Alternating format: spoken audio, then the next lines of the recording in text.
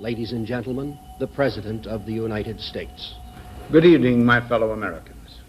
We now stand 10 years past the midpoint of a century that has witnessed 4 major wars among great nations.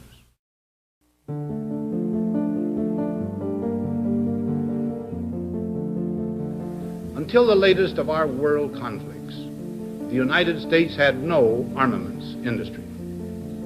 American makers of plowshares could, with time and as required, make swords as well. But we can no longer risk emergency improvisation of national defense.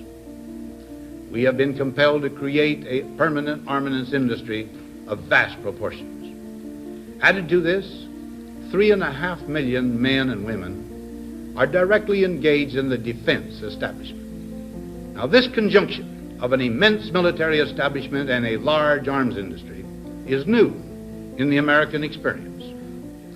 The total influence, economic, political, even spiritual, is felt in every city, every state house, every office of the federal government.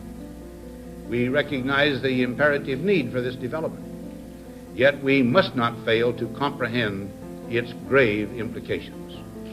Our toil, resources, and livelihood are all involved. So is the very structure of our society.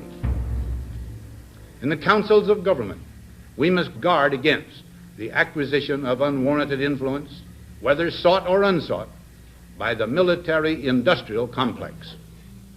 The potential for the disastrous rise of misplaced power exists and will persist.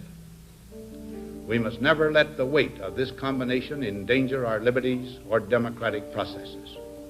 We should take nothing for granted. Only an alert and knowledgeable citizenry can compel the proper meshing of the huge industrial and military machinery of defense with our peaceful methods and goals, so that security and liberty may prosper together.